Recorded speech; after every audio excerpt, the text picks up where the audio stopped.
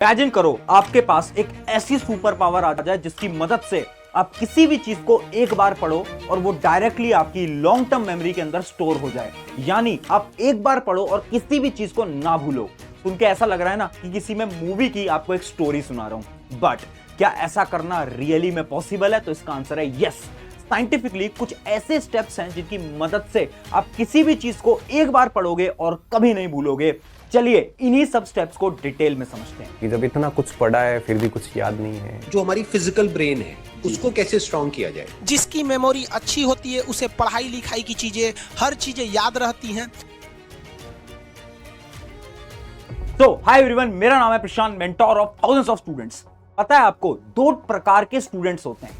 एक वो स्टूडेंट जो कि किसी भी चीज को एक बार पढ़ता है और उसके ब्रेन के अंदर, उसकी मेमोरी के अंदर वो चीज हमेशा के लिए स्टोर हो जाती है। जबकि एक और टाइप के स्टूडेंट होते हैं, ये वो स्टूडेंट होते हैं जो कि चीजों को बार बार पढ़ते हैं, 2-3 बार रिवीजन भी करते हैं, बट उसके बाद भी ये किसी भी चीज को याद नहीं कर पाते। अब इन दोनों स्टूडेंट्स के अंदर फर्क क्या होता है? फर्क है कुछ हैबिट्स का। यानी जो स्टूडेंट 1 है ना, ये कुछ ऐसी हैबिट्स को फॉलो कर रहा है बचपन से जिसकी मदद से इसकी मेमोरी पावर, इसकी ब्रेन पावर बहुत ज्यादा स्ट्रांग हो चुकी है। और वो सारी हैबिट्स आपका जो स्टूडेंट 2 है वो फॉलो नहीं कर रहा है। अगर ये स्टूडेंट 2 इन मेथड्स को, इन चीजों को फॉलो कर लेता है ना, तो ये भी स्टूडेंट 1 की तरह ब्रेन इसका स्ट्रांग हो जाएगा, मेमोरी पावर इसकी स्ट्रांग हो जाएगी। सबसे पहले तो आप मुझे कमेंट करके बताओ, क्या आप स्टूडेंट 1 में से हो या फिर स्टूडेंट 2 में से हो? फटाफट से मुझे कमेंट करके बताओ। अब इस वीडियो को बनाने से पहले मैंने बहुत सारी रिसर्च करी, मैंने बहुत सारी ब्रेन रिलेटेड बुक्स पढ़ी और मैंने ब्रेन की थ्योरी को समझने की कोशिश करी। पर उससे मुझे यह पता चला कि आपका ब्रेन काम कैसे करता है। जब भी आप किसी चीज को पढ़ते हो ना, तो सबसे पहले वो चीज जाती है आपकी शॉर्ट टर्म मेमोरी के अंदर। ये मेमोरी ऐसी होती है जो कि अगले दिन ही खत्म हो जाती है। यानी आप किसी भी चीज को पढ़ोगे ना, तो उसका 80% या 90% आप अगले दिन भूल चुके होगे। सिर्फ 10% बचता है। क्यों? क्योंकि ये सारी इंफॉर्मेशन आपकी शॉर्ट टर्म मेमोरी के अंदर थी। अगर आप उसी चीज को 2-3 बार पढ़ते हो तो वो जो प्रोसेस है शॉर्ट टर्म मेमोरी का, वो डायरेक्टली जाता है लॉन्ग टर्म मेमोरी के अंदर। यानी आपकी सारी इंफॉर्मेशन अब लॉन्ग टर्म मेमोरी के अंदर स्टोर हो जाती है। और ये जो लॉन्ग टर्म मेमोरी है ना, ये थोड़ी अलग होती है, क्योंकि ये मेमोरी आप जब मन में चाहो तब आप इस मेमोरी को रिकॉल कर सकते हो, यानी याद कर सकते हो।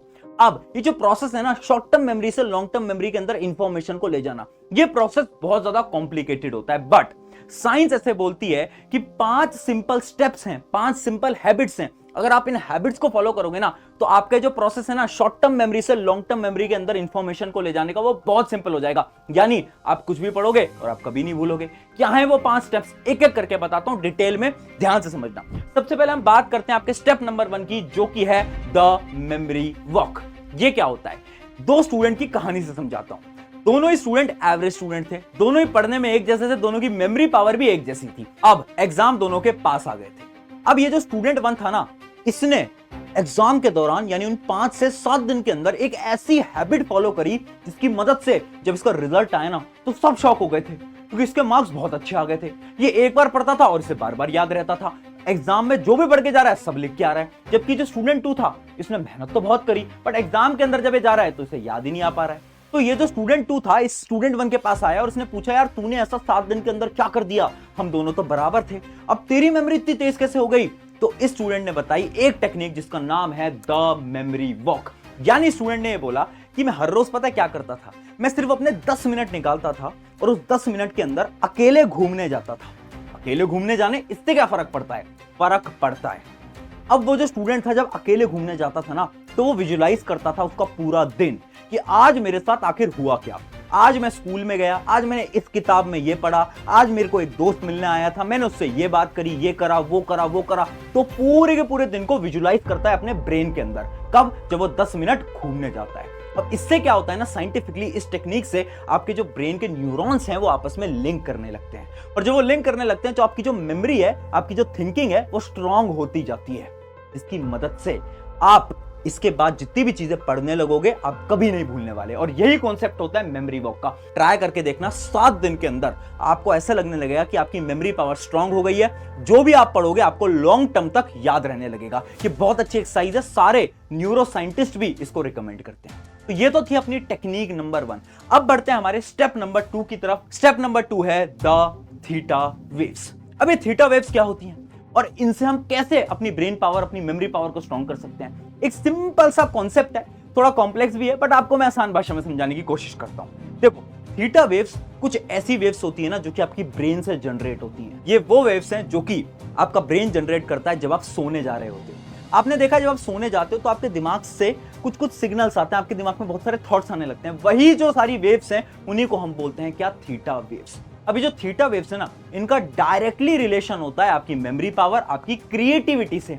यानी अगर इन थीटा वेव्स को तुमने पकड़ लिया, इसकी मदद से तुम अपनी मेमोरी भी इंक्रीज कर सकते हो और क्या कर सकते हो, अपनी ब्रेन पावर और अपनी क्रिएटिविटी भी इंक्रीज कर सकते हो। अब आपको करना क्या है, इमेजिन करो आप कभी भी थक गए हो या फिर आपको ऐसा लग रहा है कि यार मेरे दिमाग के अंदर बहुत सारी इंफॉर्मेशन भर चुकी है, मेरा पढ़ने का मन नहीं कर रहा है, मेरे दिमाग के अंदर कोई भी इंफॉर्मेशन स्टोर नहीं हो रही है। तुम्हें क्या करना है, सिर्फ 10 से 15 मिनट का ब्रेक लेना है। उस ब्रेक के अंदर ईयरफोन लगाने, यूट्यूब पे जाना है, सर्च करना है थीटा वेव्स। थीटा वेव्स का एक साउंड होता है, वो साउंड तुम्हें सिर्फ 10 से 15 मिनट सुन लेना है। जब तुम उसे सुनोगे ना तो उससे क्या होगा, आपके ब्रेन से भी थीटा वेव्स आती हैं और वो साउंड से भी आपके ब्रेन के अंदर थीटा वेव्स आएंगी और उस फ्रीक्वेंसी के मैच हो जाने की मदद से आपका जो ब्रेन होगा वो मात्र 10 से 15 मिनट के अंदर एकदम रिलैक्स हो जाएगा। और जब ये रिलैक्स होगा ना तो आप 10-15 मिनट के बाद जब वापस पढ़ने जाओगे ना तो आप देखोगे कि अब आप चीजों को अच्छी तरीके से याद कर पा रहे हो, आपकी मेमोरी पावर अच्छी हो गई है और आपको जो फीलिंग आ रही थी ना कि कुछ भी याद नहीं आ पा रहा है, वो फीलिंग आपके अंदर से खत्म हो जाएगी। मैं सच बता रहा हूं, ये आपकी मदद करने वाला है। बहुत अच्छी टेक्निक है, बहुत सारे न्यूरो साइंटिस्ट भी रिकमेंड करते हैं और बहुत सारे लोग क्योंकि इसे फॉलो करते हैं वो भी रिकमेंड करते हैं। बहुत सारी किताबों के अंदर भी इसका जिक्र है। अब बढ़ते हैं हमारी 3rd नंबर की टेक्निक की तरफ। 3rd नंबर की टेक्निक है द लर्निंग मेथड। देखो, अगर मैं तुमसे ये बोलूं तुम्हारी मेमोरी डिपेंड करती है कि तुम पढ़ कैसे रहे हो, यानी तुम क्या पढ़ रहे हो उससे फर्क नहीं पड़ता, तुम कैसे पढ़ रहे हो उससे बहुत फर्क पड़ता है। अगर आपने सही पढ़ने के तरीके सीख लिए ना तो कभी भी ये जो आपकी प्रॉब्लम है ना भूलने वाली, ये कभी नहीं आएगी। अब पढ़ने का मेथड क्या है, तो पढ़ने का सही मेथड होता है 3-2-1 मेथड। 3-2-1 मेथड क्या बोलता है, इमेजिन करो आपने कोई भी कॉन्सेप्ट पढ़ा, जैसे कि एग्जांपल लेते हैं, हमने पढ़ा है कॉम्बिनेशन रिएक्शन, हमने पढ़ लिया इस कॉन्सेप्ट को। अब आपको इस स्ट्रैटेजी को फॉलो करना है जो कि 3-2-1, यानी 3 चीजें जो कि आपको इस कॉन्सेप्ट से सीखने को मिली। अब कॉम्बिनेशन रिएक्शन क्या होती है उस पर आपको सोचना है, 3 पॉइंटर, बस सोचना है, लिखना नहीं है। आपको 3 चीजें क्या सीखने मिली पहले वो सोचो। फिर 2 यानी क्या होता है, आप उसके 2 एग्जाम्पल दो, यानी कॉम्बिनेशन रिएक्शन के आप 2 एग्जाम्पल दे दो। और 1 यानी एक क्वेश्चन फ्रेम करो, खुद से एक क्वेश्चन बनाओ उस कॉम्बिनेशन रिएक्शन का। अभी जो 3-2-1 स्ट्रैटेजी है ना, इससे क्या होता है, आप जब भी किसी कॉन्सेप्ट को पढ़ लेते हो आपको उस कॉन्सेप्ट को पढ़ने के बाद इस 3-2-1 स्ट्रैटेजी को यूज करना है, जिसकी मदद से आपका ब्रेन जो है ना वो चीजों को रिकॉल करेगा। और जब आप क्वेश्चन फॉर्म करोगे ना खुद से, तो आपकी ब्रेन की जो मेमोरी है वो इस कॉन्सेप्ट को लेकर स्ट्रांग हो जाएगी। अभी जो क्वेश्चन फॉर्मिंग है ना, ये बहुत ज्यादा इंपॉर्टेंट होती है। इसका मैं आपको एक और साइंटिफिक एग्जांपल देता हूं। कितनी बार आपने नोट करा होगा, जब आप स्कूल में होते हो, कॉलेज के अंदर हो, तो कहीं पर भी होते हो, एक एग्जाम दे रहे होते हो, आपके एग्जाम के अंदर जो क्वेश्चन आते हैं ना, वो चाहे आपसे कोई 1 महीने 2 महीने बाद भी पूछ ले, तब भी आपको क्वेश्चन हमेशा याद होते हैं। क्यों? क्योंकि जब हम एक क्वेश्चन को एग्जाम में देखते हैं उस समय पर हम स्ट्रेस में होते हैं। स्ट्रेस में क्या होता है, हमारा एक हार्मोन होता है एड्रेनलिन हार्मोन, वो रिलीज होता है। और एड्रेनलिन हार्मोन से क्या होता है, हमारी जो ब्रेन पावर है, जो हमारी थिंकिंग स्किल्स है, वो फास्ट होने लगती है। हमारी पूरी बॉडी जो होती है उसका ब्लड सर्कुलेशन फास्ट हो जाता है, जिस वजह से एग्जाम के दौरान जो जो क्वेश्चन आप वहां पर देख कर आते हो वो हमेशा आपकी ब्रेन की मेमोरी के अंदर स्टोर हो जाते हैं। होता है ना ऐसा, सच बताना, हुआ होगा। अब यही टेक्निक को आपको अपनी पढ़ाई में यूज करना है। जब आप पढ़ रहे हो ना तो कभी कभार खुद से क्वेश्चंस पूछ लो। एक टॉपिक आपने पढ़ा, अब खुद से अचानक से क्वेश्चन पूछो। जब भी आप एक अचानक से क्वेश्चन पूछोगे तो आपकी बॉडी जो है वो स्ट्रेस लेवल में आ जाएगी, और जैसे आपकी बॉडी स्ट्रेस में आएगी, पैनिक में आएगी, तो होगा क्या, एड्रेनलिन हार्मोन रिलीज होगा, जिसकी मदद से आप किसी भी चीज को उस समय पर पढ़ोगे वो आपकी मेमोरी के अंदर डायरेक्टली स्टोर हो जाएगा। तो जो एड्रेनलिन वाला सोल्यूशन है ना, बहुत अच्छा होता है, आप भी फॉलो करके देखना। बस आपको लर्निंग स्किल्स के अंदर इसी स्ट्रेटेजी को फॉलो करना है। अब बढ़ते हैं हमारे 4th स्टेप की तरफ। 4th स्टेप का नाम है द ब्रेन फूड, यानी क्या कुछ ऐसे खाने हैं जिनको खाने की मदद से हम हमारे ब्रेन को शार्प बना सकते हैं, क्या मेमोरी को शार्प बना सकते हैं। अच्छा एक बात बताओ, तुमने बचपन से तो सुना होगा, तुम्हारे मम्मी पापा बोलते होंगे बादाम खाया करो एग्जाम में जाने से पहले, तो क्या सच में बादाम कुछ काम करता है? तो इसका आंसर है यस। आपका बादाम हो गया या फिर आपकी डार्क चॉकलेट्स हो गई, ये आपकी ब्रेन की मेमोरी को इंक्रीज करता है। अब शॉकिंगली आखिर ये काम कैसे करता है, तो इसके ऊपर बहुत सारी साइंटिफिक रिसर्च हुई और ये पता चला ये जो आपके नट्स होते हैं इनके अंदर होता है विटामिन ई। अभी जो विटामिन ई होता है ना, ये बहुत मदद करता है आपकी बॉडी की। उसके साथ साथ इसके अंदर कुछ एंटीऑक्सीडेंट एजेंट्स होते हैं जो कि आपके ब्लड सर्कुलेशन के फ्लो को इंक्रीज करते हैं, आपके न्यूरोट्रांसमीटर्स को एक्टिव करते हैं। मुझे पता है बहुत भारी बातें समझ नहीं आ रही होंगी, आसान भाषा में समझाता हूं कि आपका जो मेमोरी होती है ना आपके ब्रेन तक, वो न्यूरॉन की मदद से पहुंचती है और इनके बीच को जो लिंक करता है, इन इंफॉर्मेशन को जो लिंक करता है, उसको अपन बोलते हैं न्यूरोट्रांसमीटर। यानी इन चीजों को खाने से आपके जो न्यूरोट्रांसमीटर हैं वो जल्दी जल्दी काम करने लगते हैं। अब सोचो अगर वो जल्दी काम करेंगे तो ऑब्वियसली बात है ना, आपकी जो ब्रेन की फंक्शनिंग, आपकी जो मेमोरी की फंक्शनिंग है वो भी तेज हो जाएगी। यानी आपको ब्रेन फूड्स खाने हैं जब भी आपके एग्जाम है, इससे सच में बहुत मदद मिलेगी।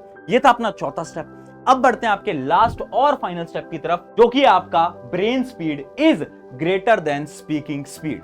देखो ध्यान से समझना, एग्जाम के दौरान आप कैसे पढ़ाई कर रहे होते हो। हम क्या करते हैं, हम एक किताब उठाते हैं और उसमें हम बोल बोल के पढ़ते हैं। ये मेथड एकदम गलत है। एक आपको एग्जांपल समझाता हूं। अभी स्क्रीन के ऊपर एक चीज आएगी, इसको एक बार बोल बोल के पढ़ो फटाफट से, आपके पास टाइम है और देखो कितने सेकंड के अंदर आप इसको बोल बोल के पढ़ते हो। सबने पढ़ा। अब क्या करो, वापस से वही इमेज आएगी आपकी स्क्रीन के ऊपर और अब आपको क्या करना है, अब आपको बोल बोल के नहीं पढ़ना है, अब आपको अपने दिमाग के अंदर पढ़ना है। एक बार दिमाग के अंदर पढ़ने की ट्राई करो और देखना कितने सेकंड में आप पढ़ पाते हो। ट्राई करा, पता चल गया होगा कि जब हम बोल बोल के पढ़ रहे हैं तो हमें शायद 2 सेकंड 3 सेकंड 10 सेकंड तक लग रहे हैं, बट जो हम दिमाग के अंदर पढ़ रहे हैं मात्र 1 से 2 सेकंड के अंदर पूरा सेंटेंस तुम पढ़ दे रहे हो रहा है नहीं हो रहा है? बिल्कुल हो रहा है। यानी आपकी जो दिमाग की रफ्तार होती है ये बोलने की रफ्तार से बहुत तेज होती है और इसी का ही आपको काम लेना है एग्जाम के दौरान। एग्जाम के समय कभी भी बोल बोल के नहीं पढ़ना है, दिमाग के अंदर पढ़ो, ज्यादा चीजें पढ़ पाओगे और अपने सिलेबस को जल्दी खत्म कर पाओगे। इसके साथ साथ इसके अंदर मैं एक चीज और बताना चाहूंगा कि जब भी आप पढ़ रहे हो ना तो अपने ज्यादा सेंसेस का इस्तेमाल करो। यानी जब भी हम पढ़ रहे हैं, दिमाग से तो हम रीड कर रहे हैं, बट अपने हाथ में एक नोटबुक और एक पेन तुम्हारा हमेशा होना चाहिए।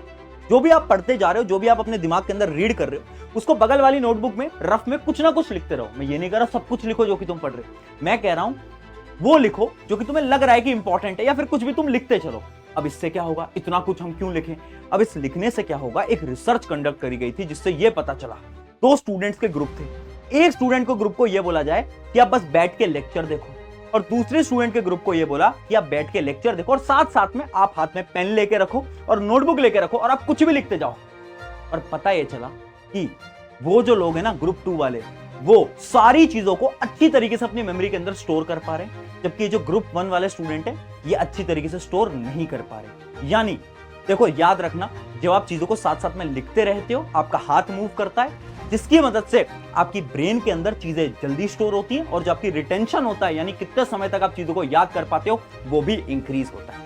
ये थे अपने 5 मेथड जिनकी मदद से आप भी किसी भी चीज को याद कर सकते हो, वो भी सिर्फ एक बार रीड करने से। ट्राई करके देखना और मुझे बताना इनमें से कौन सा मेथड आपका फेवरेट है। मैंने आपको 5 मेथड बता दिए। उसके साथ साथ इस वीडियो को अपने एक दोस्त के साथ जरूर शेयर करना, क्योंकि एग्जाम का टाइम है और इस वीडियो की मदद से शायद उसकी भी मदद हो सकती है। शुक्रिया एवरीवन, मेरा नाम है प्रशांत, मिलते हैं किसी नेक्स्ट वीडियो के साथ।